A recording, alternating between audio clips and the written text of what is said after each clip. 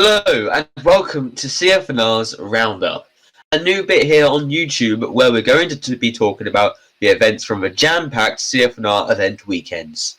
And we have an interesting first episode. It's the second day after pre-season testing has ended. Probably the first most important part of the season for teams to make sure that their drivers can adjust to the new cars and bits and bobs that they need to adjust for. And it's already been quite interesting, so let's dive straight in with Koenigsegg. The double world champions looking to defend their gold from the other competitors. Looked really strong in the first 2 days, of course topping them days by over a second. Looked very promising, and their packages were performing amazingly. It certainly didn't look like Berto and Jay had even been out of the car, so they shone very early, but over the next few days began to be caught up a little bit by MFR, who we're going to visit in a short while. They hadn't been out of the top 5 the whole week, but after those first two dominant days, it appeared they had sort of kicked back and tested some of the different parts and aero pieces, which then meant that haze of MFR could then catch up massively. Now that the monster Ferrari car does look quite like the competitor, and you'll maybe notice that they look very similar to the Koenigsegg. That's because they were of course designed by the same man, but obviously they were both individually built from scratch, making them totally legal and also maybe putting MFR back in the running for a chance at taking gold in the upcoming season.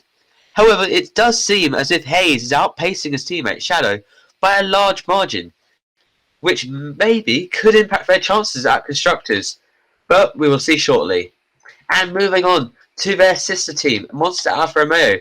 They didn't actually get many outings. In fact, they got the bare minimum, which can be worrying because their car would be a little bit more unpredictable now. So there isn't much to say apart from that nose. It is a lot different to everyone else's, but we can't even really find out if it's any good. So there you go, that's MARR. Next up, Maserati, an interesting one to say the least. Rebranding from last season's Monster Maserati. Brand new drivers and a brand new look. Their best position from the week was a P5, YouTube setting an OK 1 minute 4.681, which is alright for quite a rookie team, and I think we can expect more from them throughout the season because they are new drivers in the form of YouTube and new. So they have learning to do and some adjusting. They comfortably beat the next team on the pits, McLaren. They only had one driver turn up, which doesn't really help them much. But at least they got some testing. Their car, as we can see, it's very interesting. Some teams are calling it the no aero car, simply because it has barely any aero. No barge boards, no interesting noses. Nothing, just a plain base car. Granted, they are a brand new team. They probably don't have much funding, but you expect a little bit more. But hey, who is to say that they won't develop?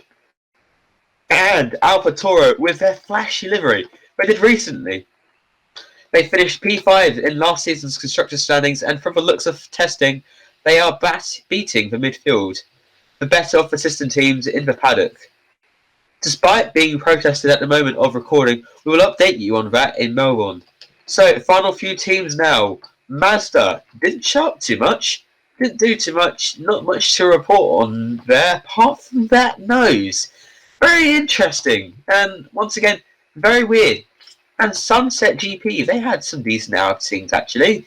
JQN REK getting their best performance with a 5th fastest time on the 4th day. And then my team 001 looking a bit like a backmarker team, bit slow, but that could change. Finally, RCR. Third in the Constructors last season, looking very interesting coming out of testing. Go Mike, he had a few slow first days, but then went on to smash the record by a lot with a 1 minute 1.2, and he was definitely all over the top 3 in the final few days. But Blade a bit slacky, I must admit, getting a lot of P6s and P7s. His best, a 2nd fastest lap of the final day, but a day where not many teams did much pushing or running, as a matter of fact. Rumours are about the ownership of a team floating around, about how they're not doing enough for the team. But yeah, it's all a bit up and down at the moment. So that concludes it. It's been a very interesting and fast 5 days of testing. A lot of teams showing great potential, some not. It appears to be that the fight for both drivers and constructors championship are very wide open for this season, and hopefully they can provide us a close season to remember. But that's all from the first episode of Roundup, and next time you'll see us, we will be in Melbourne after round 1 of the CEF1R World Championship. See you all then.